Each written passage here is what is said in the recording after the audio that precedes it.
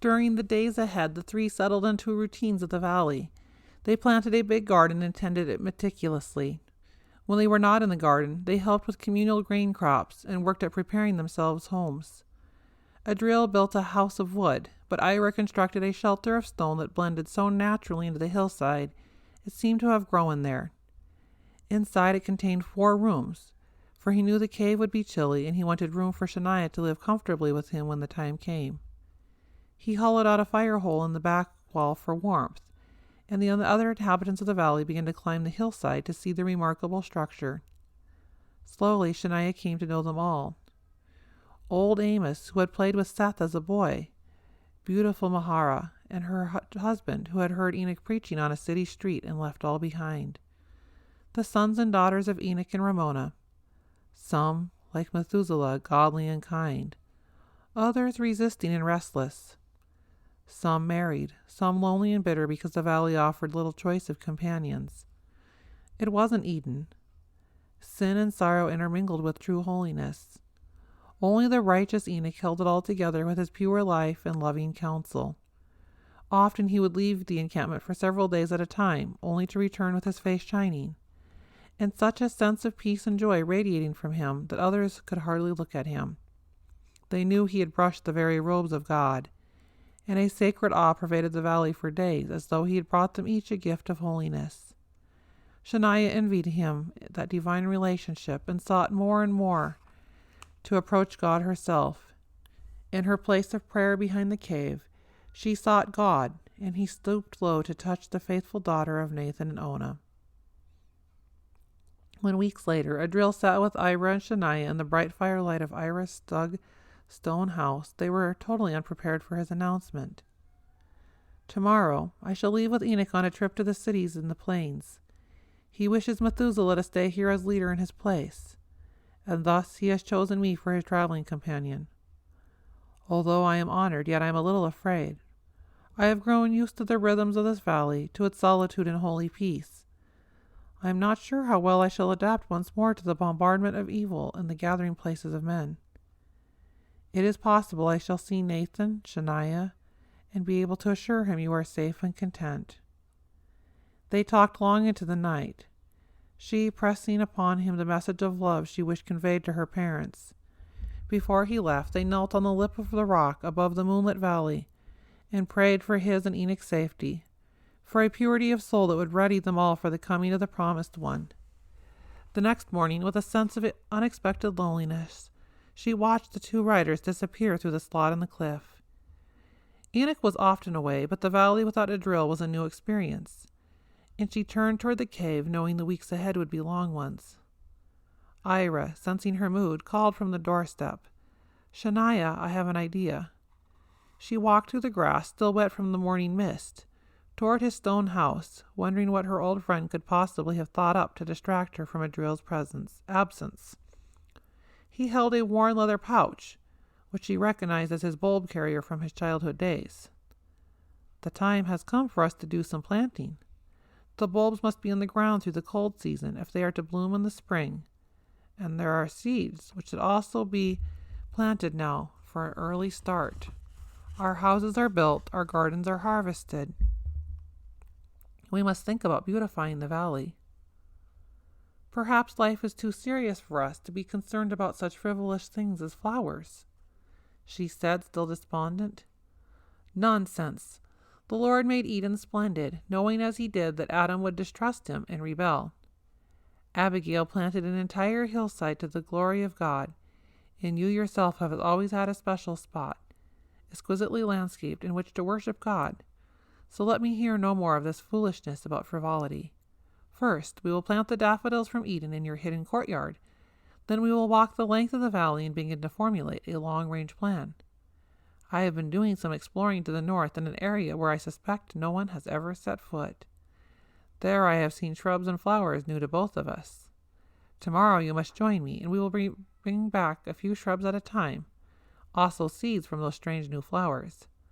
I am excited already." The old gardener chortled, a gleam in his faded blue eyes. "And your enthusiasm is contagious, just as you planned it," Shania laughed.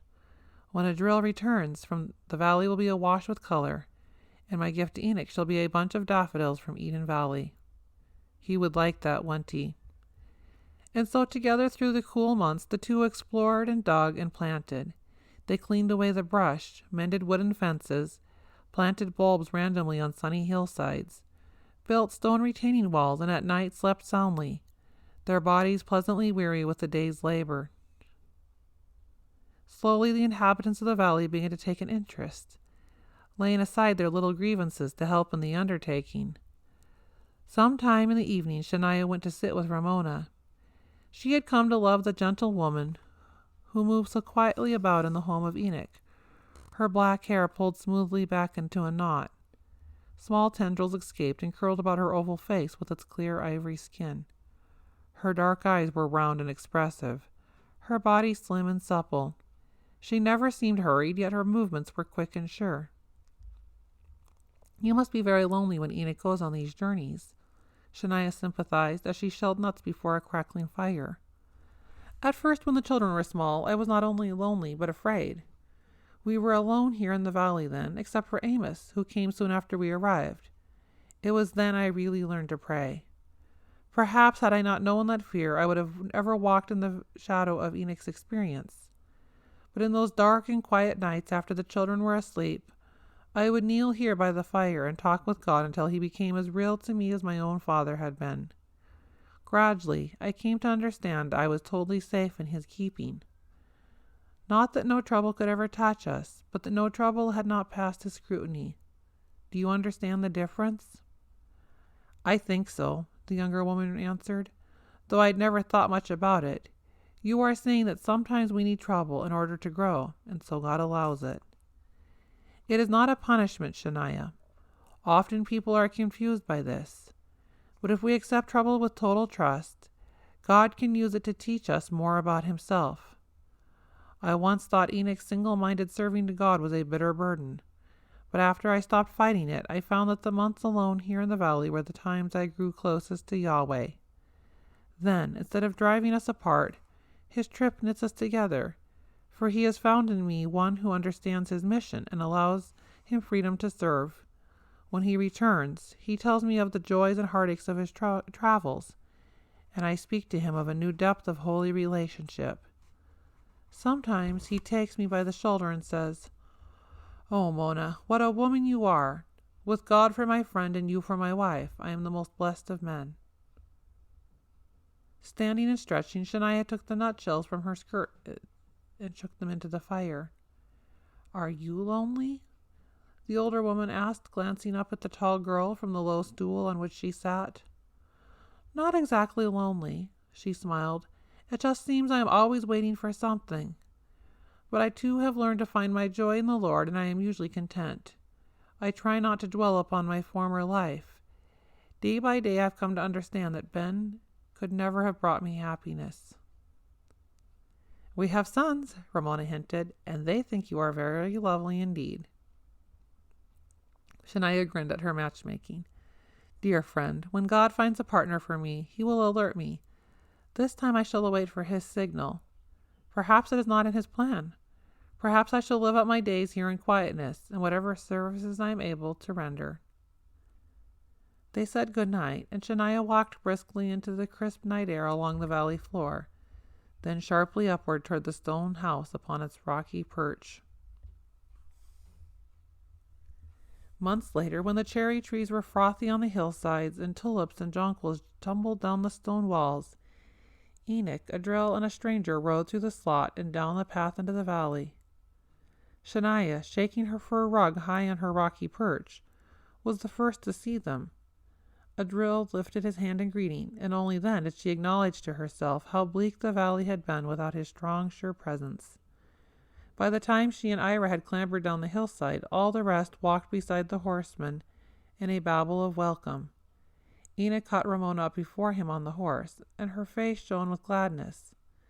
His grandchildren scrambled and scampered and shoved alongside, and his sons and daughters formed a half-circle protectively about him.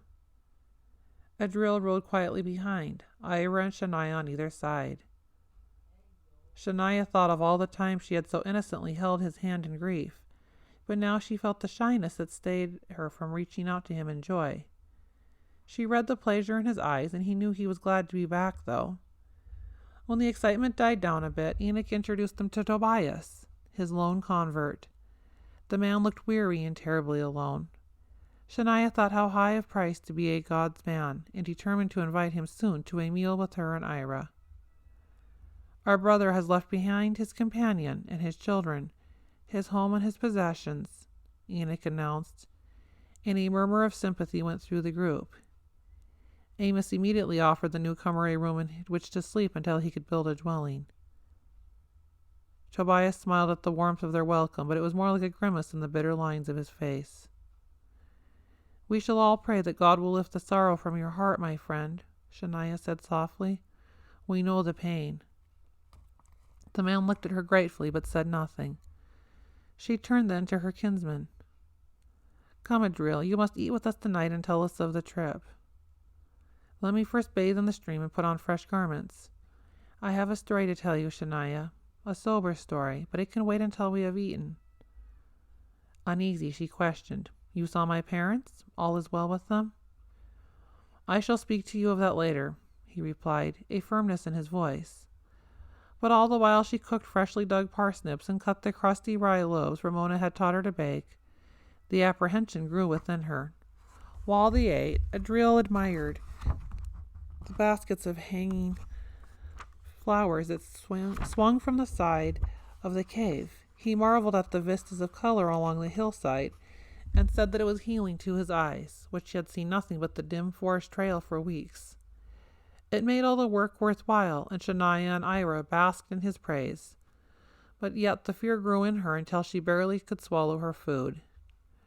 When they had cleared the food away and the sunlight touched only the highest cliffs of the far side of the valley, Adriel leaned back against the side of the cave and began his story. Over his head a hummingbird moved methodically from flower to flower in the hanging baskets. "Our travels at one point took us within a day's journey of Havala. I begged Enoch to take the extra time for us to go there. He did not begrudge the delay, but felt it dangerous for me, feeling sure they would recognize me as a Havala man and lop off my head without a second thought. However, I convinced them we could swathe our faces in scarves and pass ourselves off as traders from some distant area. We had ample supplies of these monstrous pecans that grow in abundance here. So much against Enoch's better judgment, we entered Havala as peddlers of pecans. You could never believe, Shania, what has happened in that valley. What was once peaceful farmlands is now a city teeming with evil. Nothing remains the same except Mother's hillside gardens, which they have retained as sort of a showpiece. In fact, the flowering hillside was the center of attention when we arrived. It seemed half the city had gathered there, a raucous mob milling about at the foot of the great idol that have erected among the flowers. Why must he ramble on and on about Havala? Shania thought impatiently. Doesn't he know my heart thirsts for news of my parents? But she held her peace. She could see Ira was lost in his story. No one paid the slightest heed to us, Adriel continued. So intent were they upon two men being held at spear point near the idol. Something about the two, even though their backs were toward us, seemed familiar, and I realized with a sickening feeling they were Nathan and Ben. Had not Enoch held my arm with an iron grip, I would have leaped toward them, though there was nothing I could have done in that sea of spears. "They are my kinsmen," I whispered frantically to Enoch. "We must do something." "There is nothing we can do," he replied calmly, "except pray they will meet death as befits men of God." I knew he was right, but I almost hated him momentarily for his detachment. Some city leader wearing a headpiece of gold spoke to Nathan and Ben, telling them they were recognized as men of Havala, and as such were subject to death unless they were willing to prove their disregard for the God of its former inhabitants by kneeling and worshipping the image there before them. A great sadness came over me, for I knew those two sons of Sep would betray all who had already died by bending the knee before that glittering idol. Ben knelt quickly, his head bowed in an attitude of reverence. Wondering what thoughts were in the mind of this nephew of mine, I wept for his weakness. Adriel turned, then, to look full at Shania, whose face was white as the doves who pecked for crumbs along the cave's overhanging. He reached out and took her hand as he went on. Nathan just stood there, hesitating until a spear prodded his shoulder, staining his robe with blood. I saw Enoch's lips moving in prayer, and I too pleaded with God for Nathan's victory. Finally, your father turned, his face as pale as yours is now, Shania. But he said in clear, strong tones, I cannot kneel before this useless thing, here in my mother's gardens, dedicated to the Creator of all mankind.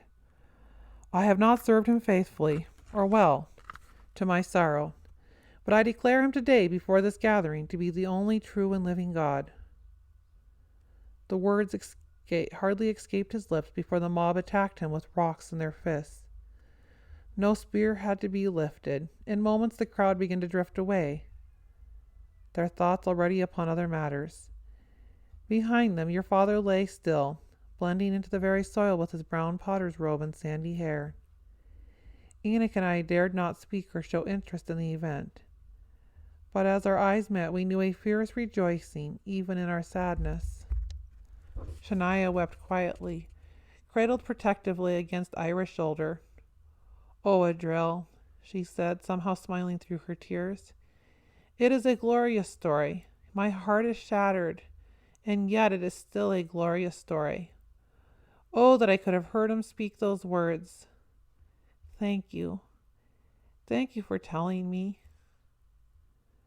The three of them wept together then, for father, for brother, and loved master.